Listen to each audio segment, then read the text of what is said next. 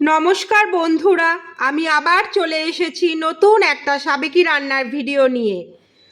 জানেন তো, বছরের প্রতিটি সোমবারই আমরা অন্ন গ্রহণ করি না। নিরামিষ রুটি, পরোটা বা শ্যামা চালের খিচুড়ি খাই। তাই এই সোমবারও রুটির সঙ্গে বানিয়ে ফেললাম নিরামিষ পেঁপের ডালনা।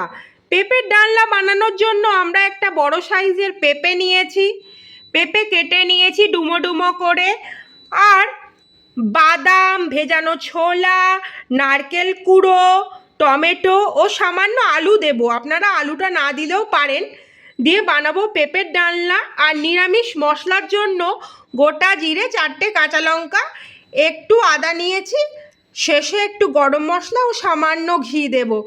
যারা নারকেল দিচ্ছেন অনেকেই ঘিটা হয়তো ব্যবহার করবেন না। একদিন অবশ্যই বানাবেন, খুবই সুস্বাদু হয় নিরামিষ পেঁপের ডালনা। উত্তপ্ত কড়াইয়ে সরিষার তেল ঢাললাম। সরিষার তেল, ফোড়ন হিসাবে সামান্য 5 ফোড়ন ও একটি শুকনো লঙ্কা দিচ্ছি। সামান্য 5 ফোড়ন ও একটি শুকনো লঙ্কা দেয়া হলো।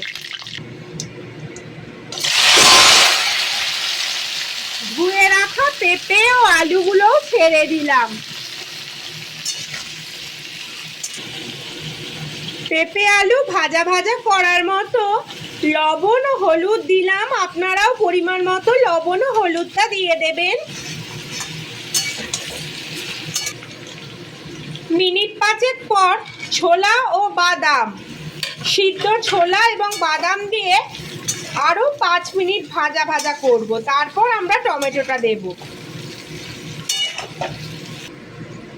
এবার টমেটো কুচিগুলো দিয়ে একটু নাড়াচাড়া করেই আমরা মশলা বাটাটা যোগ করব। পেঁপে, আলু, বাদাম, ছোলা খুব সুন্দর ভাজা হয়ে গিয়েছে। জানেন তো, অনেকে মাছ মাংস ছাড়া খেতে পারে না, কিন্তু সাবেকি বাঙালি নিরামিষ রান্নাগুলো যদি একটু ভালোভাবে রান্না করা যায় তাহলে তা দিয়েই এক থালা ভাত খেয়ে নেওয়া যায়। যেমন ধরুন না, মোচার ঘন্ট, ছানার ডালনা, পেঁপের এইভাবে নারকেল দিয়ে ডালনা, চাল কুমড়ো নারকেল, ইত্যাদি ইত্যাদি। এবার বাটা মশলাটা যোগ করলাম। বাটা মশলাটা যোগ করে মিনিট 5 মতো কষিয়ে আমরা জল দিয়ে দেব। জলটা বেশি দেব না, পেঁপেটা অনেকটাই ভাজা ভাজা মতো হয়ে গিয়েছে। সিদ্ধ হওয়ার মতো অল্প পরিমাণ জল দেব, কারণ তরকারিটা আমরা গা মাখা নামাবো।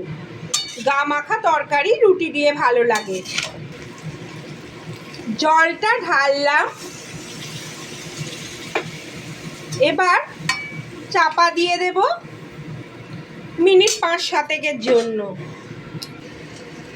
10 মিনিট পরে ঢাকনাটা সরালাম। দেখুন, তরকারিটা গা মাখা হয়ে এসেছে।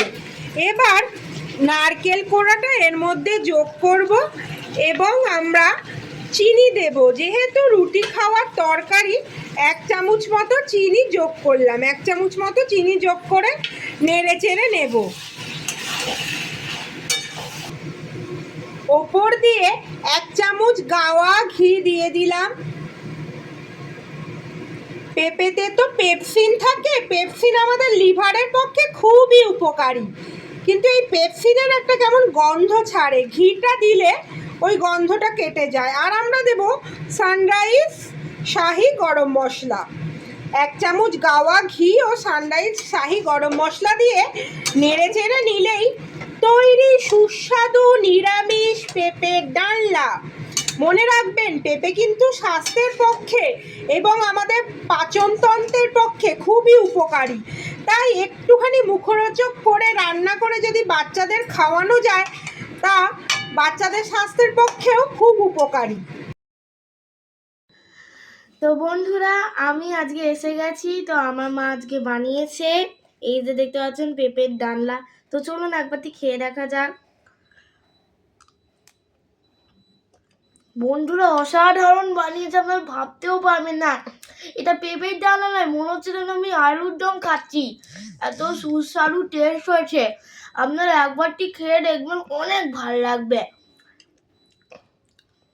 অনেক ভালো লাগবে বন্ধুরা। আপনার একবারটি খেয়ে দেখবেন। আর আমার মা ইউটিউবে একটা চ্যানেল করেছে, ওটাও ফলো করবেন, আর আমার মায়ের সব ভিডিওসগুলো ফলো করবেন, এটাই আমি চাই। নমস্কার।